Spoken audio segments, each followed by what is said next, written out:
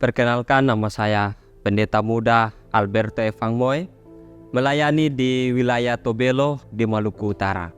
Satu pertanyaan penting bagi kita, mengapa kita harus berdoa? Berdoa bukan hanya sekedar meminta, berdoa bukan hanya sekedar menyampaikan kebutuhan kepada Tuhan, tetapi dengan berdoa bisa merubah cara berpikir kita, bisa merubah paradigma kita terhadap Allah. Kalau kita membaca di Alkitab, Yesus berdoa. Mengapa Yesus berdoa? Ya, dia membutuhkan kuasa bagi pelayanannya. Yesus kadang-kala menyuruh murid-muridnya untuk berdoa. Maka Yesus memberikan teladan bagaimana cara untuk berdoa kepada murid-muridnya. Dengan satu tujuan tentunya, untuk memiliki kuasa. Ketika murid-murid berdoa, mereka dipenuhi dengan kuasa yang daripada Allah. Kuasa itulah yang akan merubah paradigma, cara berpikir murid-murid tentang siapa itu Yesus. Apa tujuan kedatangannya ke dunia ini? Maka mereka mampu untuk memahami misi Yesus datang ke dunia ini. Ya, itulah mengapa pentingnya kita harus berdoa. Pada waktu saya masih kecil, saya memiliki satu kerinduan yang mendalam, bahwa kelak nanti saya akan menjadi seorang pendeta. Itulah impian yang sering saya doakan dan komitmen yang saya buat terhadap Tuhan. Saya dibesarkan, didukung oleh jemaat yang begitu memberikan kesempatan saya untuk melayani. Saya bertumbuh, diberikan kesempatan-kesempatan dalam gereja, dan pada akhirnya itu lebih memotivasi saya untuk lebih lagi melayani Tuhan di bidang menjadi seorang pendeta. Seiring berkembangnya, ketika saya mulai memasuki sekolah menengah, saya mengambil jurusan multimedia. Ketika saya sudah mulai besar, saya menyadari bahwa ya, begitu beratnya tantangan di hidup ini.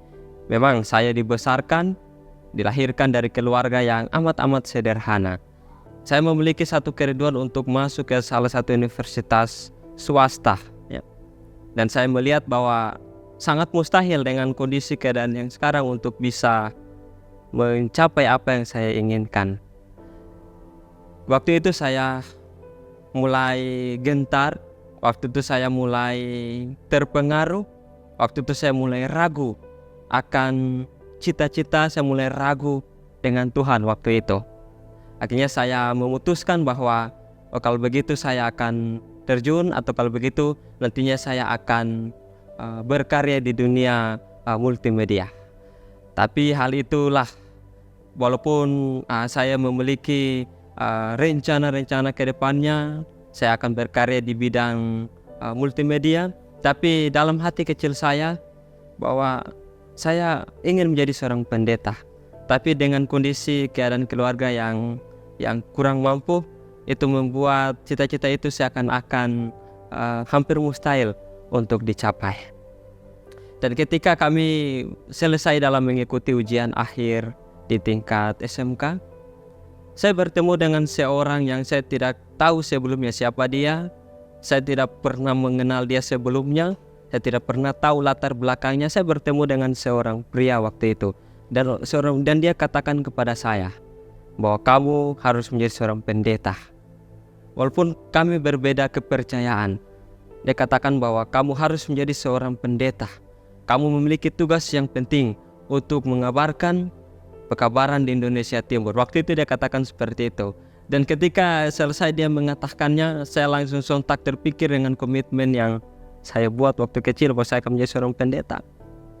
Dan waktu itu saya dalam keraguan, saya berpikir dan saya berdoa, Tuhan, kalau memang Tuhan izinkan saya untuk menjadi seorang pendeta, Tuhan tunjukkan jalan bagi saya. Saya mengikuti SBMPTN, waktu itu seleksi bersama untuk masuk ke perguruan negeri. Saya mengikuti melalui jalur beasiswa bidik misi.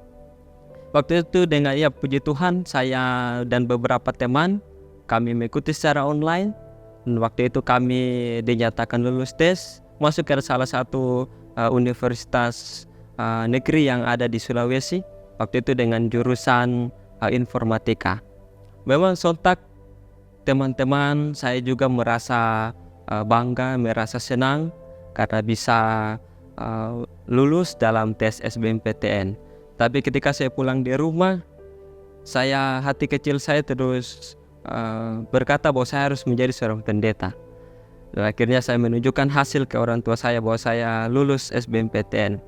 Tapi waktu itu saya katakan katakan juga kepada orang tua bahwa tapi saya mau jadi seorang pendeta. Saya mau sekolah filsafat. Saya katakan seperti itu.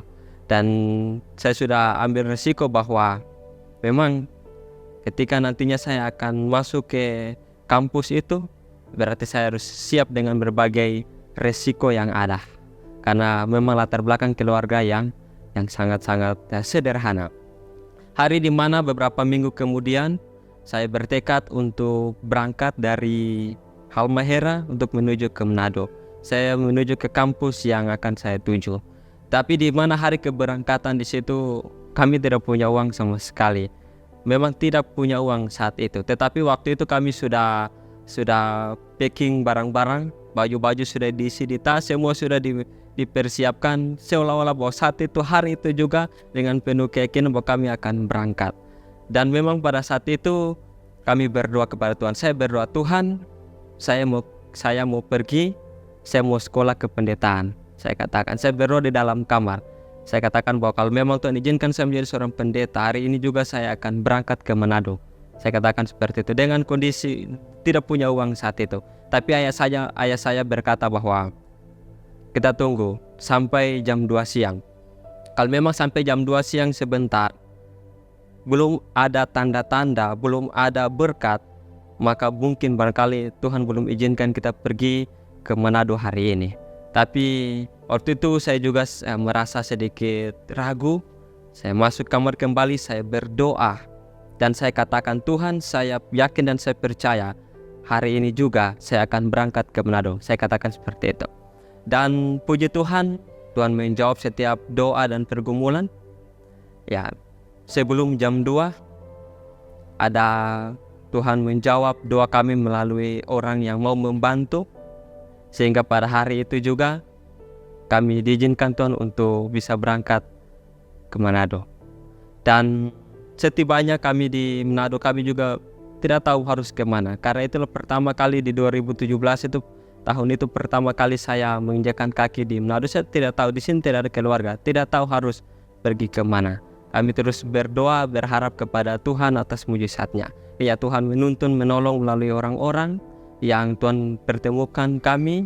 Kami ditinggal di rumahnya untuk menginap. Bahkan kami diberikan petunjuk untuk datang ke UNCLAP. Di UNCLAP juga kami berdoa, kami tidak tahu harus berbuat apa. Tapi Tuhan menolong melalui orang-orang yang ditunjuk Tuhan, dipertemukan dengan kami. Akhirnya kami ditolong.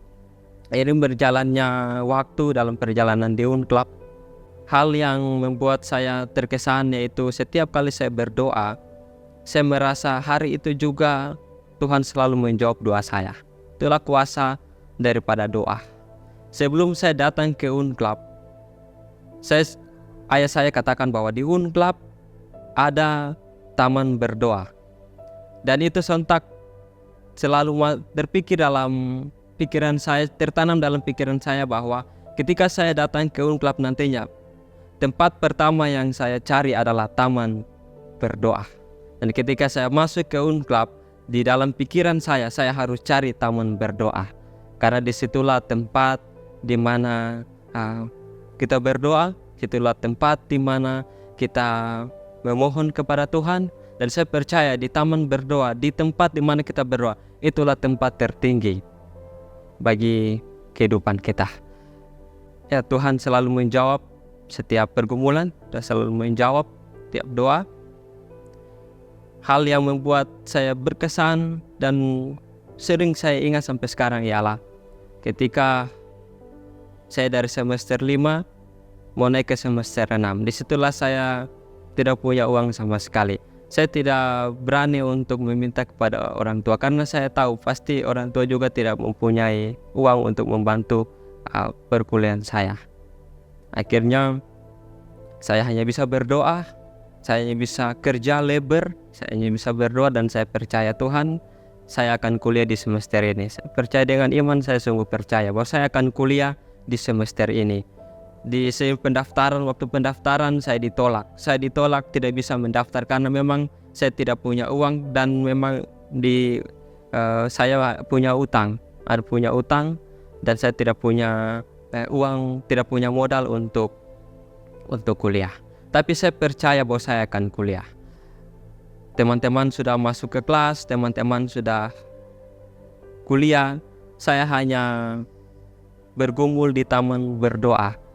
Disitulah tempat saya bergumul.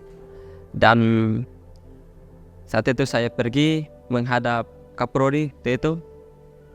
Kaprodi mengarahkan saya ke dekan. Saya menyampaikan apa yang menjadi pergumulan saya saat itu. Dan waktu itu saya ingat di hari Minggu sebelum saya tidur, saya berdoa kepada Tuhan. Saya bilang, Tuhan, memang saya tahu bahwa kuliah sudah berjalan. Bilang, Tuhan, saya tahu bahwa sementara ini Tuhan sedang mempersiapkan saya menjadi seorang pendeta. Saya berdoa seperti itu. Dan saya katakan bahwa Tuhan sudah tuntun saya sampai ke tempat ini. Dan saya percaya bahwa Tuhan tidak akan meninggalkan saya. Dan saya juga sebelum saya katakan amin, saya katakan bahwa Tuhan, bahwa saya yakin besok saya akan kuliah. Saya katakan seperti itu. Baik, puji Tuhan, saya tidur. Waktu itu saya ingat di jam 5 subuh ada HP saya berbunyi. Saya pikir barangkali itu alarm, ternyata itu adalah telepon. Ya, saya ditelepon waktu itu oleh dekan, dipanggil saya untuk datang menghadap dia. Dan saya menghadap dekan waktu itu, dan saya masuk ke ruangan dekan, dan dekan katakan bahwa saya sudah di-approve. Dan pada saat itu saya bisa kontrak mata kuliah. Itu hal yang membuat saya sungguh merasa bahwa luar biasa Tuhan kita. Saya sangat merasa bahwa luar biasa itu Tuhan. Dan dalam pergumulan, di dalam seiring dari semester ke semester, dari hari ke hari saya menjalani perkuliahan dan kehidupan, saya merasa bahwa bukan saya yang bekerja atas itu. Saya merasa bahwa semua itu seperti bukan usaha saya, tetapi semua itu seolah-olah Tuhan yang bekerja bagi kehidupan saya. Dan memang benar bahwa Tuhan yang bekerja bagi kehidupan saya. Ada satu hal yang ingin saya bagikan saat ini, bahwa kenapa saya berpikir, kenapa Tuhan izinkan saya untuk mengalami kesulitan, kenapa Tuhan harus izinkan saya untuk bergumul di dalam kehidupan sebelum saya dipersiapkan menjadi seorang pendeta. Saya berpikir-pikir lama, saya bertahun-tahun saya berpikir akan pertanyaan itu. Akhirnya saya menemukan jawaban bahwa memang Tuhan mau mempersiapkan saya menjadi seorang pendeta. Tuhan mau melalui saya dengan berbagai pergumulan, sehingga Tuhan mau membuat saya untuk bisa memenangkan orang lain barangkali melalui kesaksian-kesaksian. Dan Tuhan ingin saya untuk menguatkan orang lain melalui pengalaman-pengalaman yang saya alami. Itu yang akhirnya saya temukan. Dan saya bersyukur bahwa ada kata-kata yang selalu ayah saya sering katakan kepada saya. Dia katakan, Evan, kalau kamu mau melihat mujizat Tuhan, masuklah dalam lingkaran kesusahan.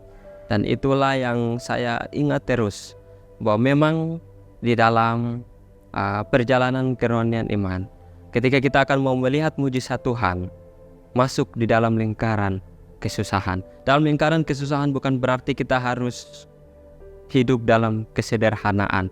Dalam melihat kesengsaraan bukan berarti kita harus hidup jauh dari kemewahan, tidak. Tapi yang dimaksud dengan kesengsaraan adalah bagaimana ketika kita bergumul bagi kehidupan, apapun yang menjadi tantangan, baik itu dalam pendidikan, dalam karir, pekerjaan dan sebagainya. Tetapi ketika kita mau mengandalkan Tuhan, kita mau Tuhan yang bekerja bagi kita, kita selalu percaya pada janji-janji Tuhan, maka Tuhan akan membantu kita dalam proses kesukaran itu. Tuhan akan menyatakan mujizatnya. Ada satu hal yang ingin saya sampaikan, bahwa dengan berdoa akan merubah cara pandang kita atau paradigma kita terhadap Allah. Dengan berdoa akan membuat kita untuk lebih memahami karya dan rencana Allah bagi kehidupan pribadi kita. Dan dengan berdoa akan lebih memampukan kita untuk percaya pada Yesus untuk percaya pada janji-janjinya yang diberikan bagi kita semua. Tuhan memberkati.